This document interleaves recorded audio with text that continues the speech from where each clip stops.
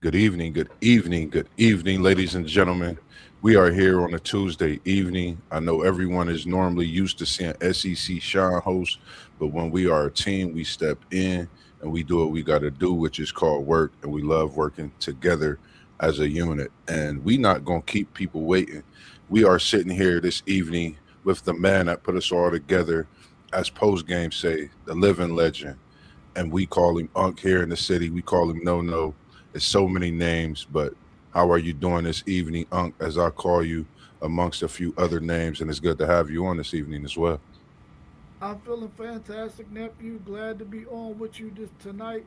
Uh, filling in for SEC Sean, who has some other prior engagements. I'm glad you was able to step in and fill those shoes. And I know we're gonna have a fantastic stream. Everybody sit back and enjoy.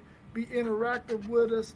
Talk to us in the chat. Give us your thoughts and opinions because we do it for y'all.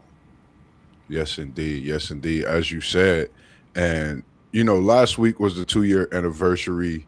It was just a ball like leading up to things, and before we get into the show, yesterday, I had worked overnight into this morning and I had thought about so many things that y'all saying, go to work, do what you got to do, Moss B. And, the reunion was this weekend and I'm wearing that WTP reunion shirt.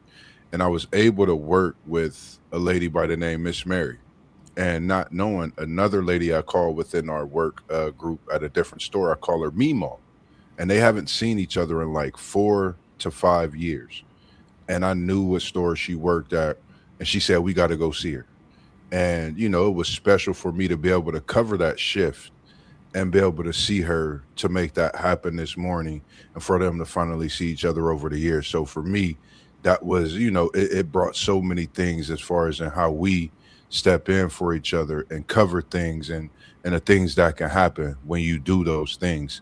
So I'm just glad to be here this after this evening and doing this hosting for SEC Sean. And we are here to talk about the NCAA, the college football season 2026 college football quarterback sleepers.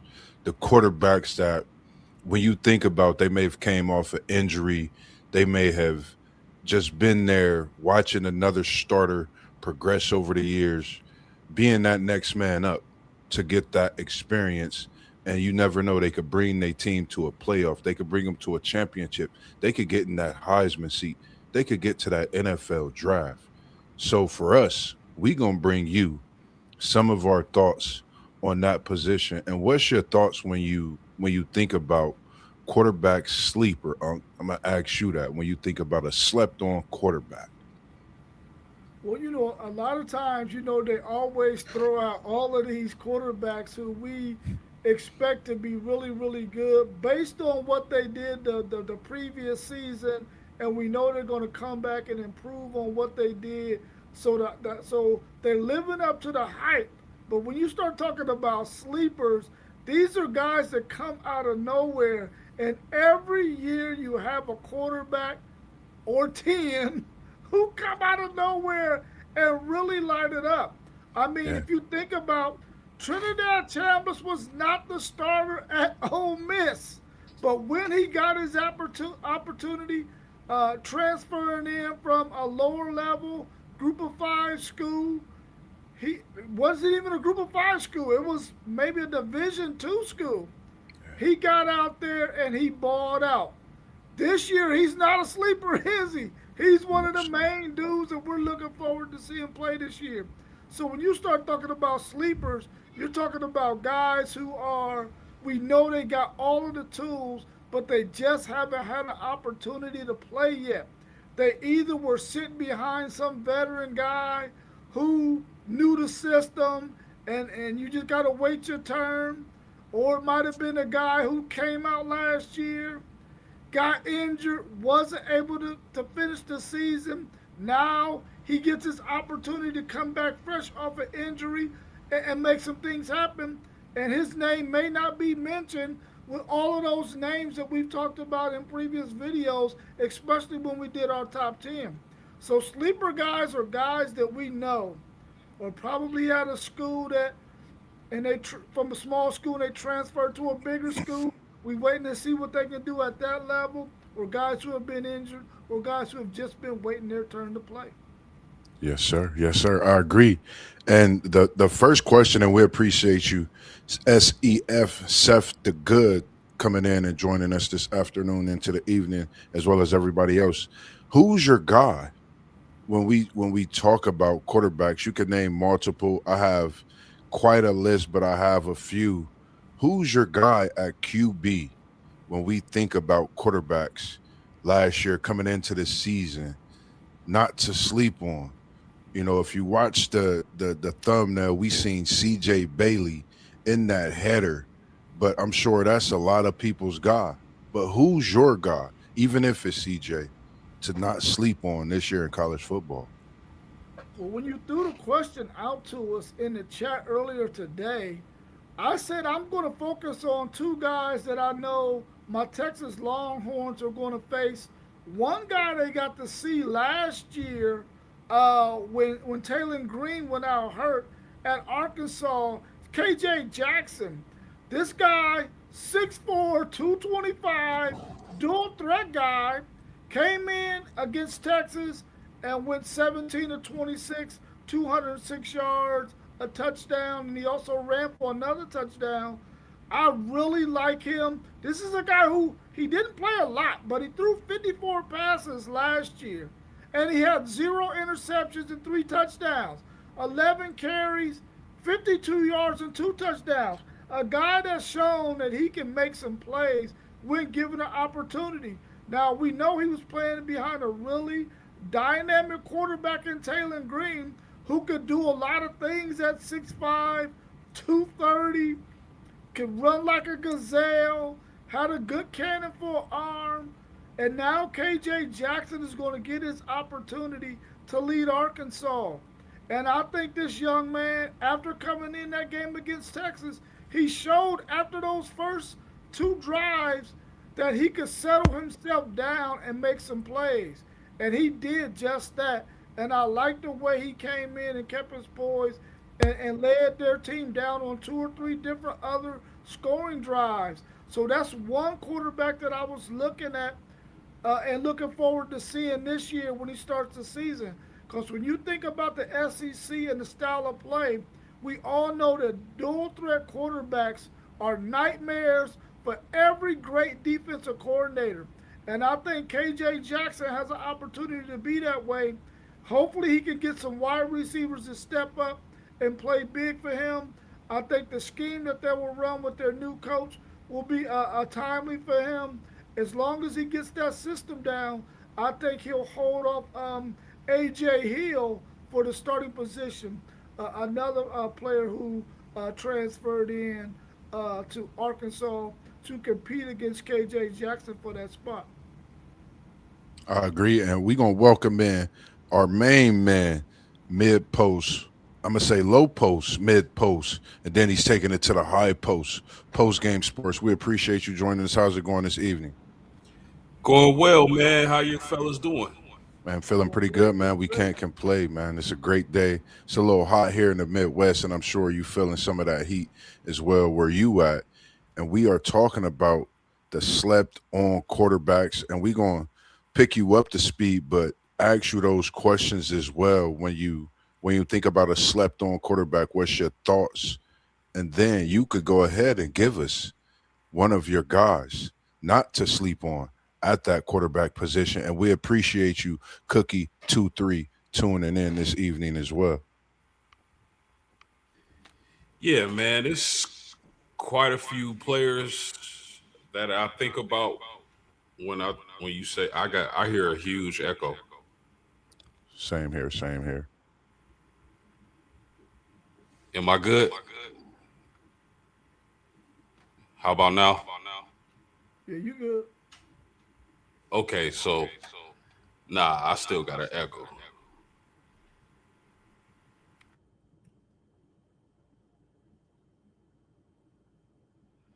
Okay. Y'all hear me? All right, so when I think about a sleeper quarterback, I like guys who come from the group of five with tons of experience.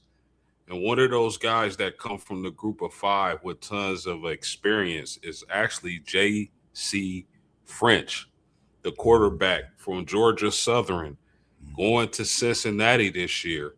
I know there's been a lot of talk about the Cincinnati program and, with Brendan Sorsby coming from Cincinnati and going to Texas Tech.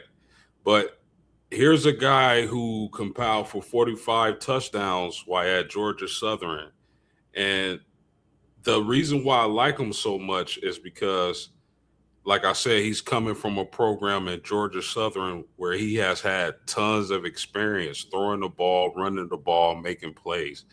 He also set a school record for 65.6% of his passes. That's pretty good. And I think if Cincinnati is going to do anything this season, J.C. French is going to be a dude for that Cincinnati offense, and I'm looking for him to make a lot of plays. That's a great pick. I like that pick with J.C. French. I'm sorry, and you are saying it right exactly with Cincinnati.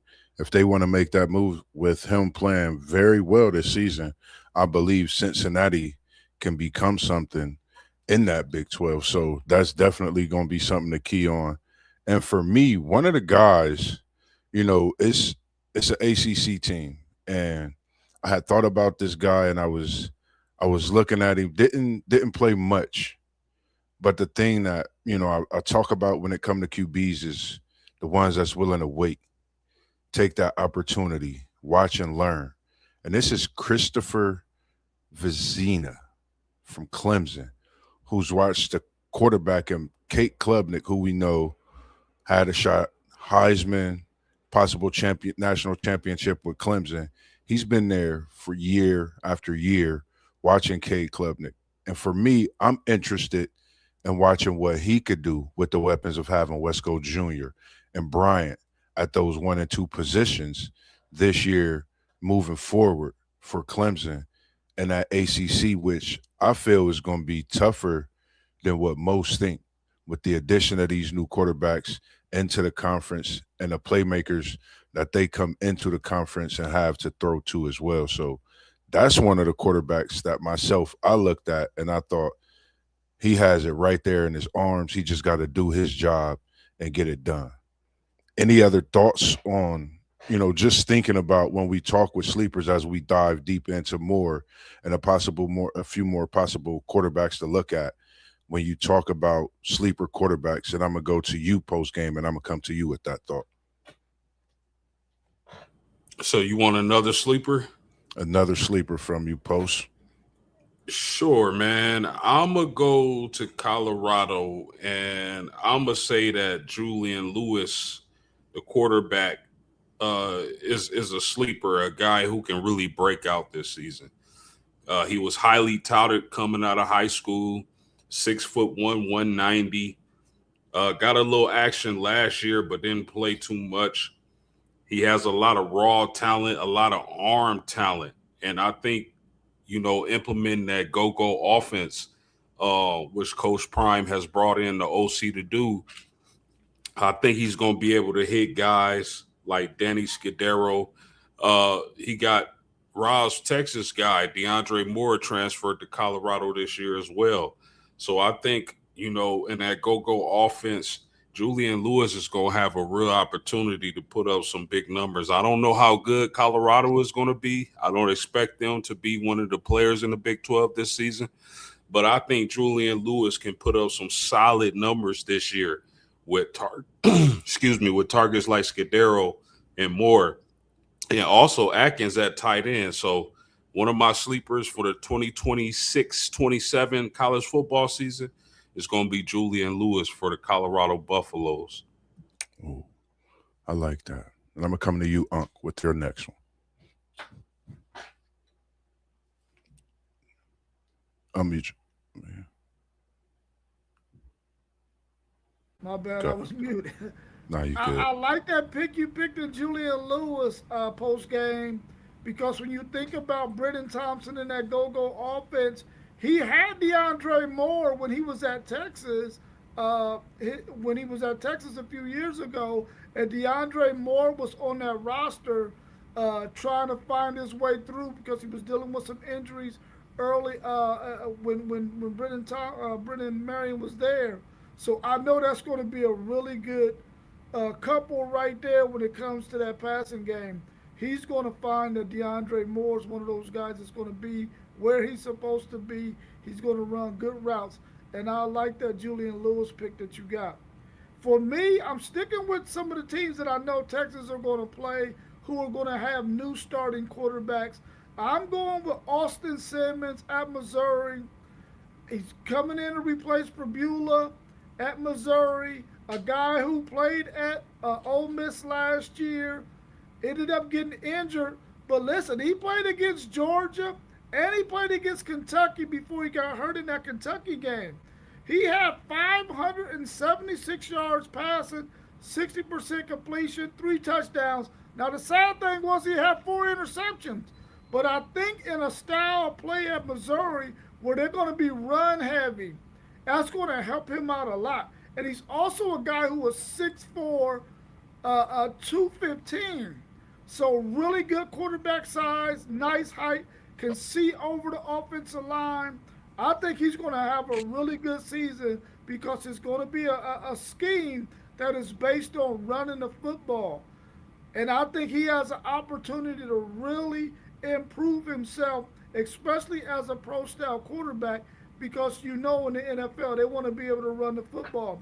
And this is also a team where he could come back for another year and play so that he can get even more experience. And we talk all the time about quarterbacks having 25 plus games started in college, helps them out tremendously when they get to the NFL.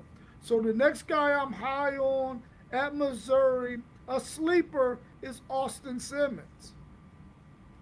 I like both of those picks, and like you said, post game, when you think of the recruit coming in for Julian, I think this is a year that he could not only be slept on, but he could break out.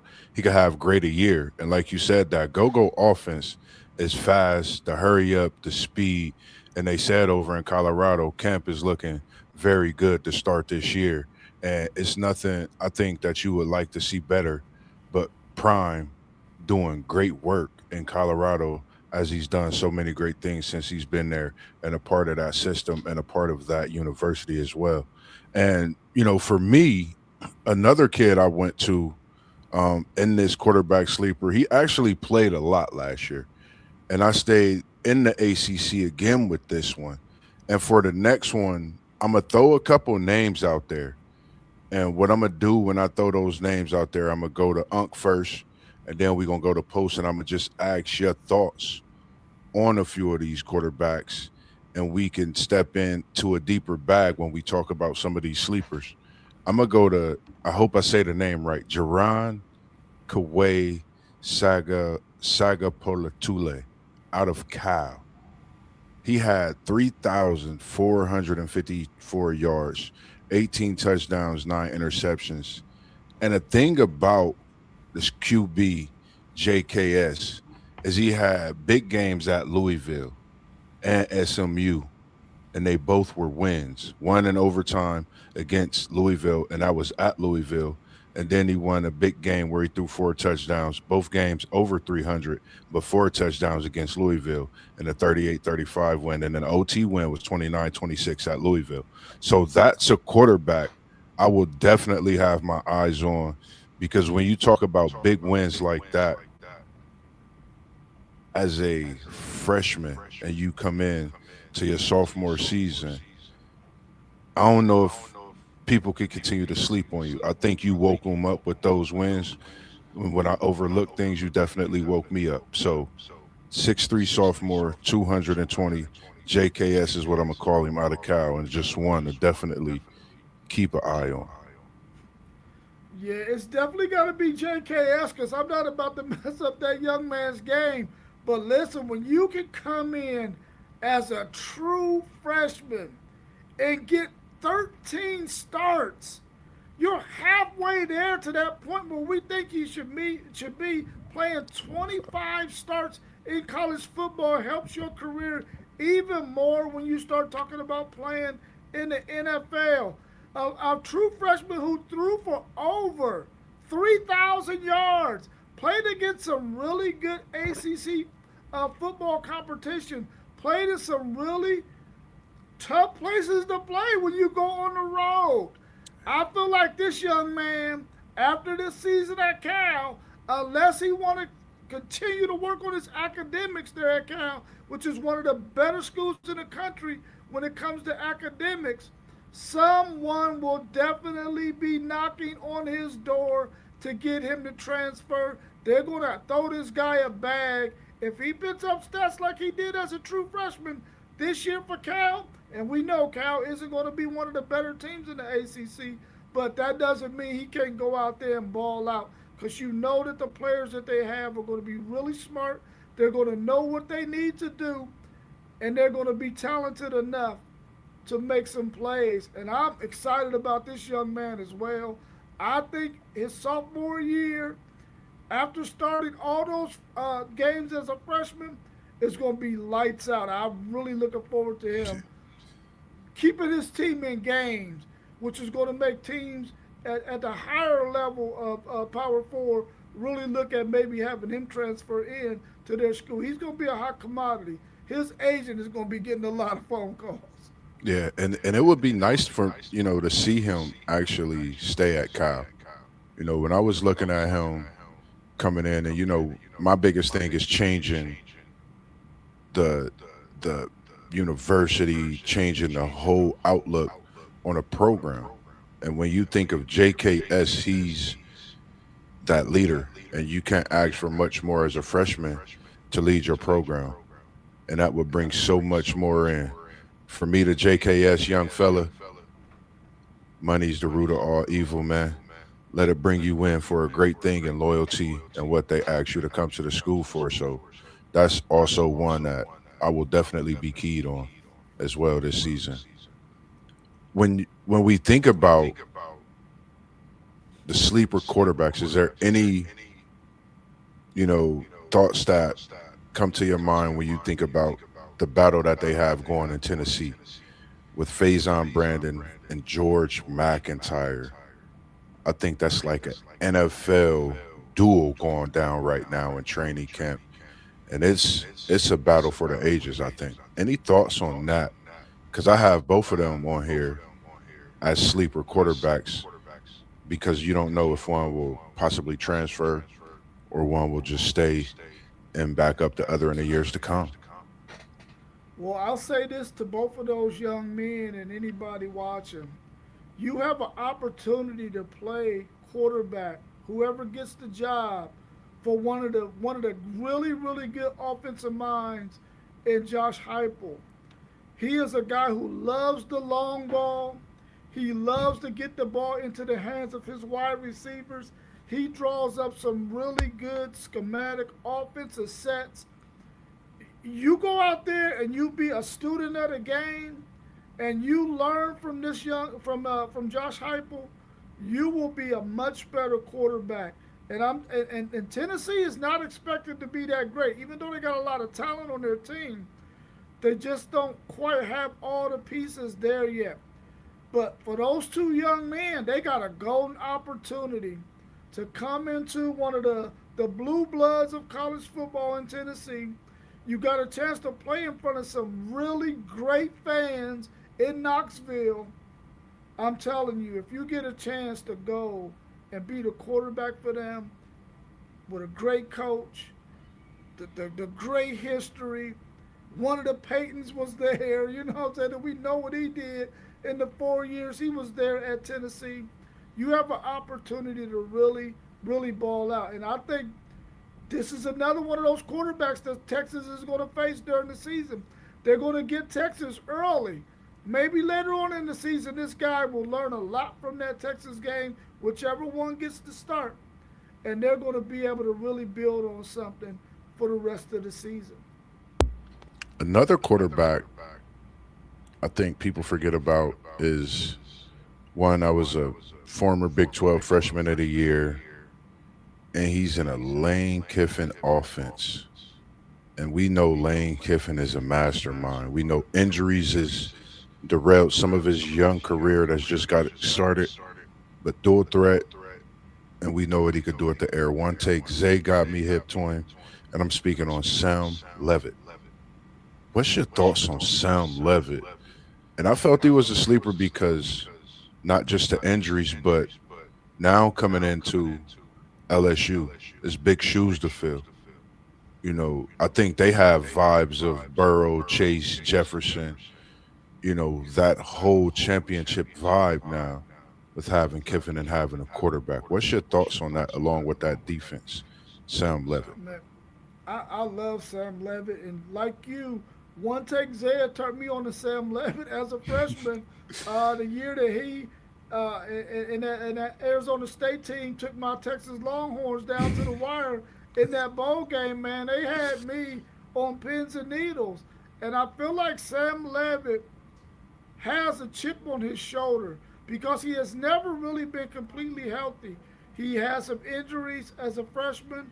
He had some injuries last year, of which ended his season.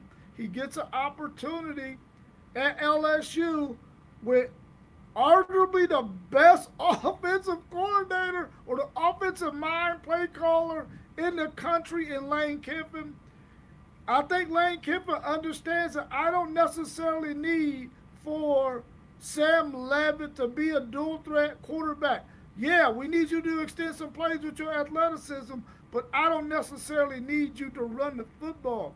We're going to have some other guys to do that. I need you to get the football into the hands of these playmakers we got on the outside and coming out the backfield, and they got a really good tight end. I think Sam Levitt is going to be in a system with athletes around him like he's never seen before. He didn't see that at Arizona State. He's seen a lot of good guys who were gritty and tough, but now he's going to see some real athletes that he can get the ball to. I'm excited about Sam Levitt, another quarterback that Texas has to play, that Texas got to go to Death Valley to see at night. It's going to be lit.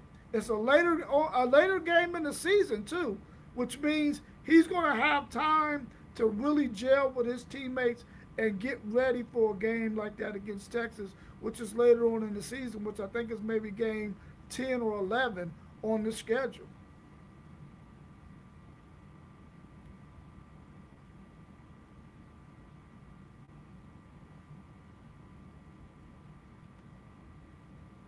You on mute, Mossberg? You on mute? We appreciate Coop tuning in this evening. And he said, opinion on Georgia football this season. And with me being an ACC guy, man, I spoke to a guy from Georgia. He's living here in the city. I hope he's watching and tuned in this evening. I think Georgia could be very scary this season. I'm going to pass the mic to Unc. He's an SEC guy. I think he could give you a little more thought on this Georgia team as well. Well, Coop, everybody here at this channel says the king of the SEC is the Georgia Bulldogs. Until somebody can dethrone Georgia, they are the king. They're the number one team in the SEC. We're excited about them.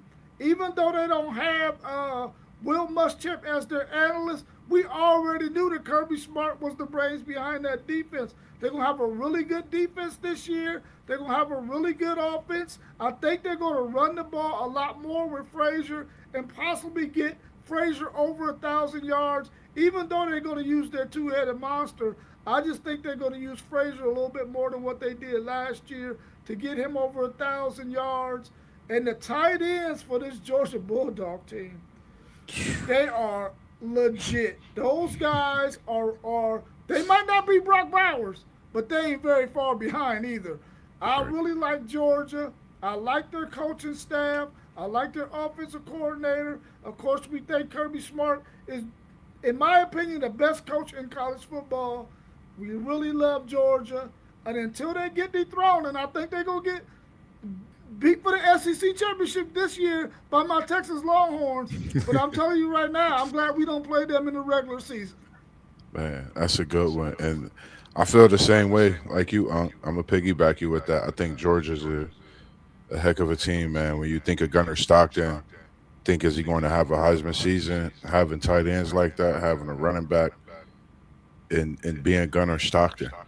We've just seen progression, but I think this is probably the loaded Gunner's been in his years at Georgia to do great things this season with this university and possible make an appearance in New York and that seating and that Heisman ceremony. So we definitely going to be tuned in and looking to it forward as well. And he said, "Horns down, man. Go Dogs." Yeah, I mean, I We expect that. appreciate Hey, it. if you anybody that's not a Longhorns fan, you supposed to do horns down. But I'm gonna tell you right now, Gunnar Stockton is ready to turn the corner. Last year for Gunnar Stockton, I wanted to see if he could complete the long balls. We know he can do all the intermediate stuff. We know he's athletic enough to run the football. I wanted to see what was he able to do throwing the ball down the field. And we got to see against Tennessee, he was able to do that. I think they're going to do a little bit more of that this year. I think when they had Zachariah Branch last year, they really relied too much on the short game and didn't allow him to throw the ball downfield enough, in my opinion. This year, I think they're going to do that a little bit more. And I really feel like with the run game, that's going to help the play action pass, and that's going to help Gunnar Stockton a lot. He got a whole year of starting experience under his belt, so we expect him to be much better this year. Another one of those really good quarterbacks in the SEC, and I really feel like week in and week out, you're going to get really good quarterback play from these quarterbacks in the SEC, and Gunnar Stockton is one of them. Yeah, I totally agree. For me, it's just great to see you tuning in this evening as well.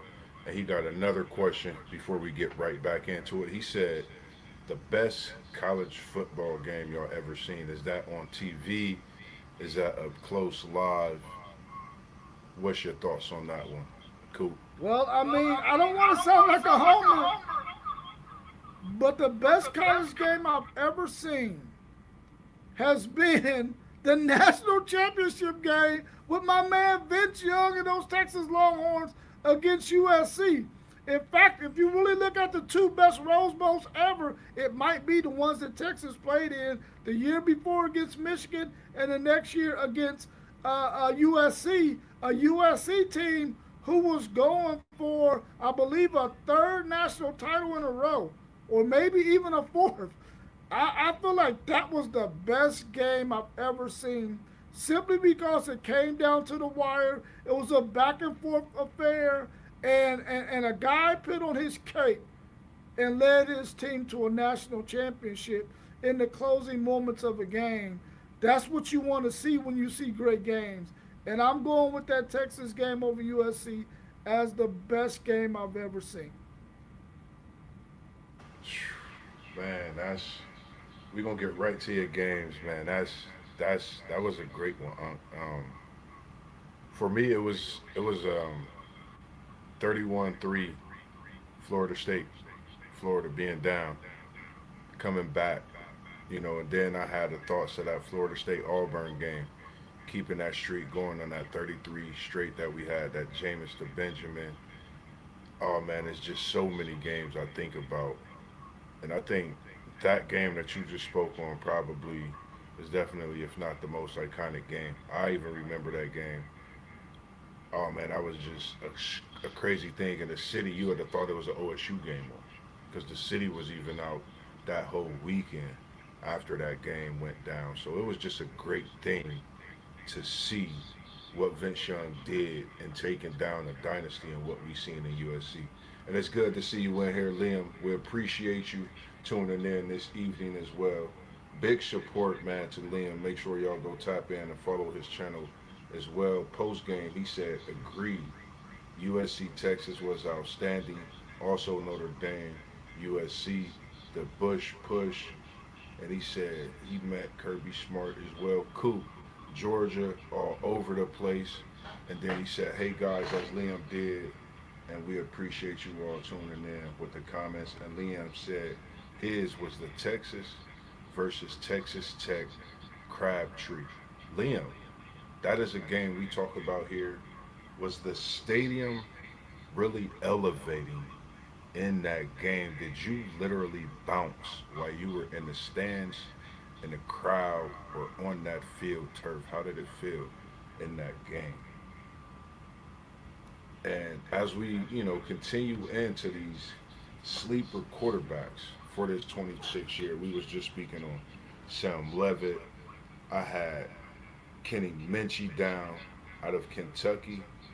When you think about a Kenny Minchie, what's your thoughts on Kenny Minchie? Yeah, I got Kenny Minchie on my list as well, man. Another one of them freaking quarterbacks that my Texas Longhorn has to play. He transfers over there to Kentucky, a Kentucky team that ended up getting two really good, talented players out of Texas, in Elijah Bo Barnes and C.J. Baxter, the running back that was at his true freshman year. He balled out. I really like Kenny Minchie. He took C.J. Carr, who we consider to be one of the top 10 quarterbacks in college football, down to the wire for the starting job last year. We've been waiting to see what Kenny Minchie can do.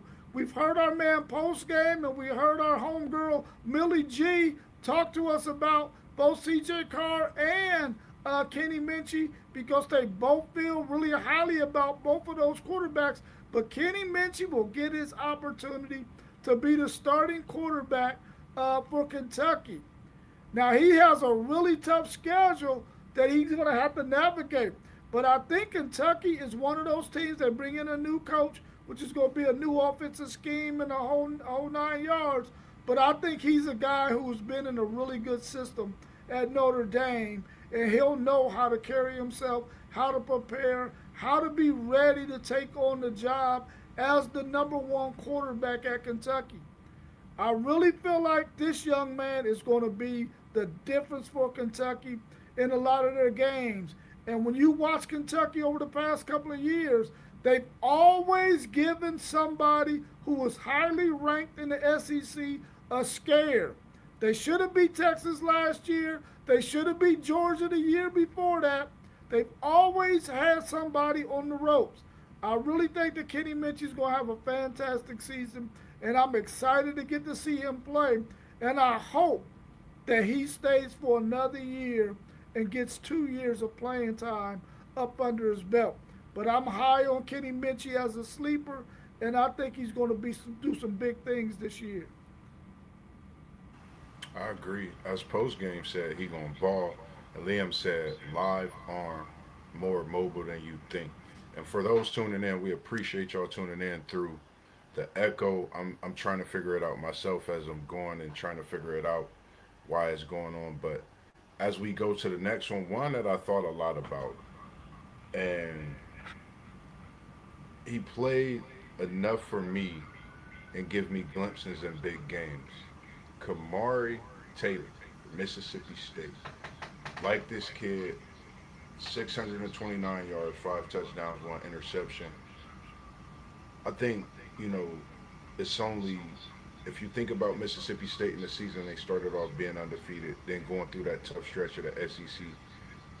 We didn't know who it was. It was Kamari Taylor getting them through some great wins as well. So when I think about Kamari Taylor, I think of the games at Arkansas where he had 40 yards, touchdown, some 6 rushes, 55 yards and a touchdown. But the loss to Georgia, yeah, he was 6 of 10 for 87 yards, 12 rushes for 53 yards and 3 touchdowns. Even though Georgia won in a nice blowout, I think that's when he started to discover himself. And then he followed that up, even though they lost to Ole Miss, 15 for 31, 178, 20 rushes for 173 yards with 2 touchdowns. And I think when you develop and you getting your feet wet, especially in the SEC, I think you geared up for a bigger season. So I'm gonna say Kamari Taylor is one that you don't want to sleep on as well. What's your thoughts on Kamari Taylor, Tom? Man, I'm telling you right now, Mossberg, you must be on my play sheet, bro. Because I got Kamario Taylor on my sheet as well. Another one of those quarterbacks that Texas is going to have to play. Dual threat guy, 6'4", 230. The limited playing time he had last year, he threw for 629 yards, 5 touchdowns, interception. Dual threat guy. We got to see him in the bowl game, I think the last 2 years. I thought he was going to make a run at the starting position last year. He didn't, but he got to play towards the end of the season, which I thought was a really smart move by their coach to get their future quarterbacks some playing time. I'm really looking forward to him playing this season. I think he's going to add a dimension to this Mississippi State team that they really, really need. And if you couple that with Boffman, their running back, I think that's how you say his name, they're going to be really good. If that running back stays healthy, the way he was running last year, he was one of the better running backs in the SEC in terms of production last year. With those two guys, Bothwell, I think is his name, those two together, they're going to be really, really good, man. And I hope that they can replace those dynamic wide receivers they had with all that speed in that system. Whenever you got to go on the road and play in Starkville, you better be ready because those bells are going to be ringing. Those fans are going to be ultra hyped. And hopefully they don't make the same mistake they made against Texas and let Texas come back and win that game. When you got somebody on the ropes, it's all about getting first downs and burning that clock. Don't leave no time on the clock and don't punt to a dynamic punter. So I think Kamario Taylor has an opportunity to be one of the great quarterbacks out of Mississippi, maybe another Dak Prescott. I'm looking forward to him this season. And I feel like that's another one of those quarterbacks on Texas' schedule that is a sleeper, but is really talented. Totally agree with you.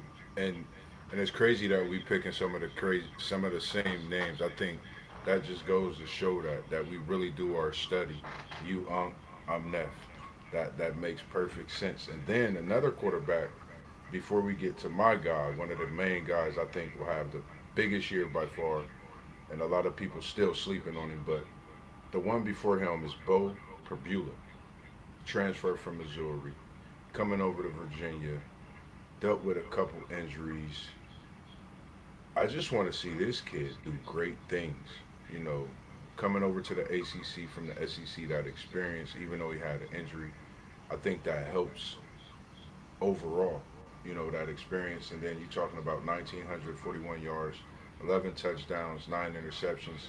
Some of that, you know, I'm not going to blame on the injury, but just think of early in the season. He threw for over 300 yards against the Kansas team for 3 touchdowns as well. So just seeing that he can have great success. What's your thoughts when you think about Bo Perbula and what can he bring to the Virginia team? The smart thing about Perbula is he understood. He went to a destination that was very similar or the same kind of a scheme that he ran at Missouri. You're going to a James Franklin coach team who you know is going to be run first, that's going to use their tight ends, that's going to always try to make their quarterback be as efficient as possible. Now, the thing that I don't like about James Franklin systems is he don't take a lot of risk. He's going to have to allow Perbula to throw the ball down the field sometime just to keep defenses honest and keep them from loading the box to stop the run, because we know James Franklin's scheme is about running that football and then finding your tight end and your wide receivers when the opportunity is set up for them. I really like Perbula. I think he's going to have a good season for Virginia Tech, a veteran guy who already is coming from a really tough SEC grind. If he can stay healthy and rely on the run game, and they can be in games down the stretch, he'll have an opportunity to lead his team to some victories, possibly even lead them to the point where they're ahead and then they can just run the football and run out the clock. But I think he has the skills to make some plays, to help them win some games. And we actually got Virginia Tech as a top five team, I believe, in the ACC, simply because they got an experienced quarterback, and James Franklin was able to bring some Penn State guys there. We expect for Virginia Tech to be a really decent football team, at least as good as 8-4, maybe even 9-3. And I think all of that is going to be because Prbula is a quarterback with some experience playing against some high level competition in the SEC. I agree. And the next, last but not least, man, I think this is my guy. I fell in love with him when I watched him up close and personal last year. Apologize about the echo again. I'm upset with it. But C.J. Bailey, NC State Wolfpack, 3,105 yards, 25 touchdowns, 9 interceptions. The coming out party versus North Carolina was where I seen that his next level of talent was Vince Youngest. It took me in that championship game, in moments of that game, seeing the way he move and throw the ball. But I think C.J. Bailey, 6'6", he's only a junior, 213 pounds, only gonna get bigger and stronger. Could he be the new era of what we could have seen in Vince Young being too ahead of his time, possibly? And nothing taken from Vince Young, we still know how great he was and how we felt about his game. But C.J. Bailey could be him all over again. What's your thoughts on C.J. Bailey? I'm really shocked that NC State was able to keep C.J. Bailey, man. I thought for sure somebody was going to get him to jump in the portal and leave them. We expected some big things from him last year. And the thing is, he has gotten a year of experience under his belt in that ACC conference. I think they have an opportunity to turn the corner this year. I expected them to be one of the top four teams in that conference last year. That didn't happen. They ran into some teams that gave them some issues. I think this year, experienced quarterback in C.J. Bailey will allow them to win a game or two that maybe they should not win. And you can expect for this NC State team to be at least 7-5, 8-4 at the end of the season. Now they got some really good football teams in the ACC this year that we expect to be really, really good, and they got some really good quarterbacks. But C.J. Bailey I think, has an opportunity to really chase Darian Mensah for the freaking ACC first team quarterback. I'm excited to see what he's going to do. I want to see if NC State can get him to the next stage in his development.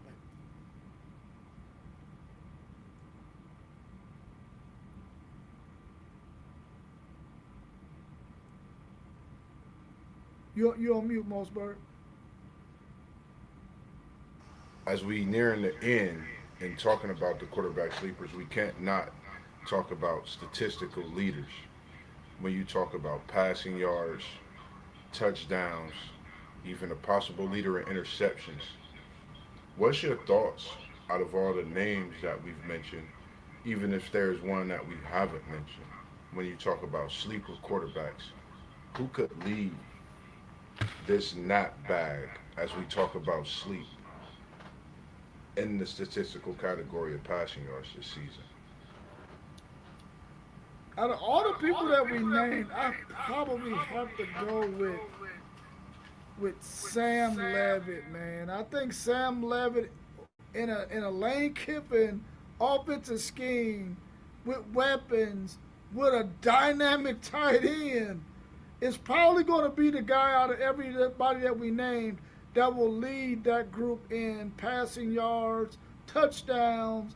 I don't think he's going to lead them in interceptions, but he's going to probably lead them in passing efficiency, completion percentage, yards per reception, all of those things, man. And I really feel like Sam Levitt understands the position that he's in And he may not want to come out this year because of all these great quarterbacks that we talked about in our top 10 list.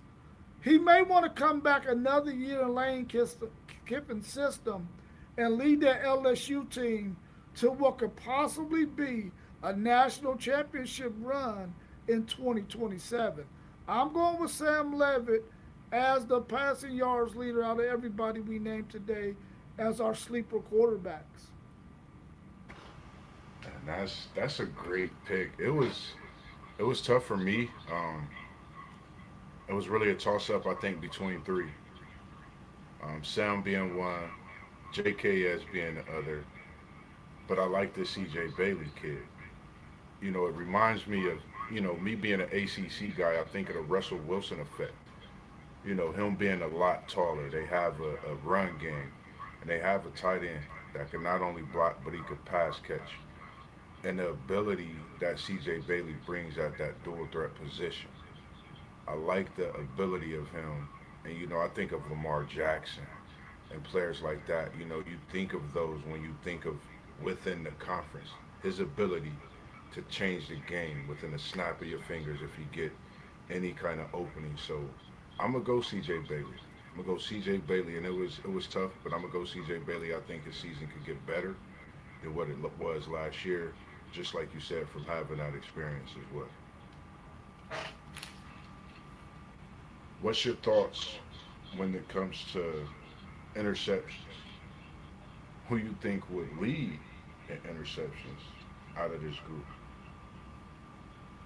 Well, when it comes to these guys that we mentioned, in terms of interceptions, I don't know how many of them are really going to have to shoulder the burden of throwing the ball a lot. I think they're all going to have some pretty comparable running games behind them, which is going to allow them to protect the ball a lot more because the run game is going to allow them to get wide receivers open to where they're able to make some easy pitches and catches for their wide receivers and them throwing passes. But if I had to pick somebody who's probably gonna do that, it'll probably be KJ Jackson at Arkansas. He's just as not gonna have the kind of talent and weapons around him. Now last year he played really well, but he didn't throw any interceptions in the times that he got to play. But he just doesn't have the talent around him for him to not lead this group that we talked about in interceptions, in my opinion.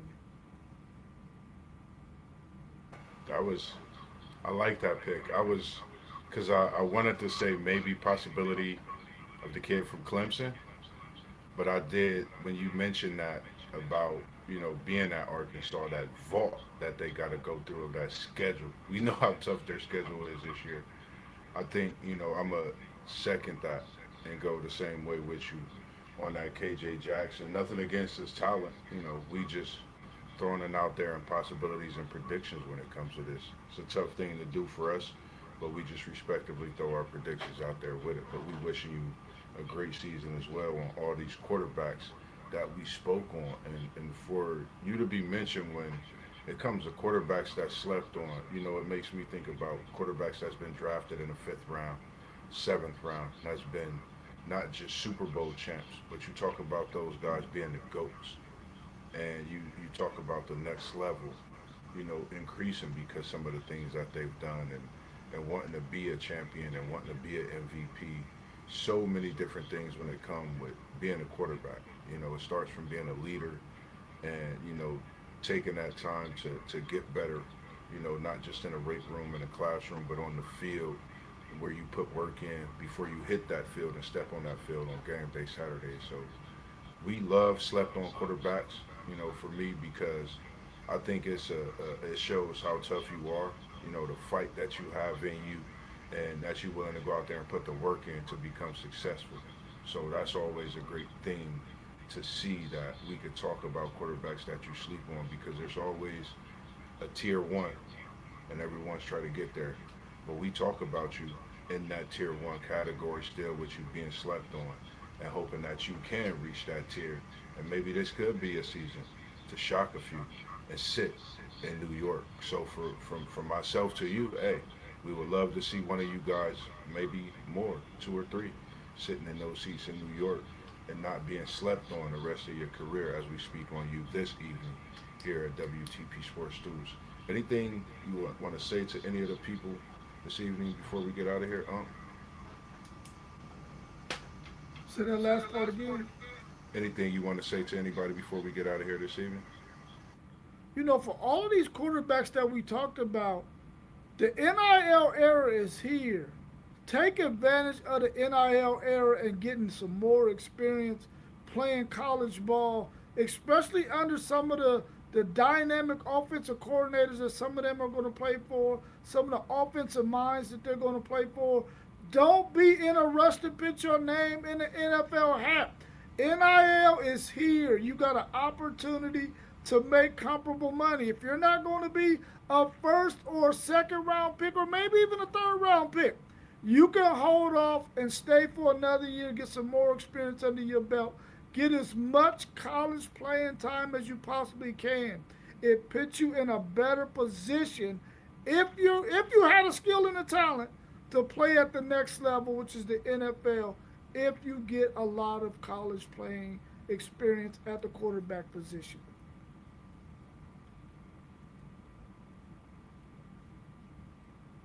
You're on mute. We greatly appreciate y'all tuning in this evening and dealing with my echoism, and I'll make sure I have that fixed for you all tomorrow evening, as we'll be talking and breaking down the NFC. So make sure you stay tuned into your notifications throughout our social media, as we'll be posting on those as well to get things going for tomorrow and let you know exactly what conference it would be. But other than that, man, Mossberg is happy that he was able to be here this evening and talk with you all about these sleeper QBs of the college 2026 season, and looking forward to so much more, and just appreciate all the support far, near, right here in our backyard as well. And we just getting started. I know it's been 2 years, but I say we just getting started for a reason. And if it's you that want us to come out and get your live stream of your high school football, high school basketball game this season, definitely tap into us, WTPSportsDudes.com. We definitely going to be out tuning into some of the games, so make sure you stay tuned into our Facebook page, and we will be working on that. I do apologize on that myself, but we will be working on that and getting that updated and going a lot more as well, as it's been a busy season for us on some things, so we definitely going to be keeping it coming and working on that for you as well. Other than that, just appreciate you, Unc, and everything you do, being able to bring us together for what we do for the people, and just continuing to bring them great sports talks, reactions, breakdowns, live streams, and looking forward to commentating this season. So if it's you and you want to have that commentary, tap in with us. Mossberg love talking to sports, and I love commentating about it. I even have nicknames for them all as well. So, man, it's just something I love to do, and we all love to do, and what we doing here at WTP Sports Dudes. Other than that, this is your boy Mossberg of Level Up Sports 10, WTP Sports Dudes affiliated, man, where it started. And I won't stop, because it don't stop, as the late great say. And we appreciate those words because they still stand today. Man, there's so many things that's great. I could go on all day, but you already know what it is. It's WTP in the building, man. We in the building, 1218, where I started on 12. And that story going to be coming soon. We is in the building. We out. Peace.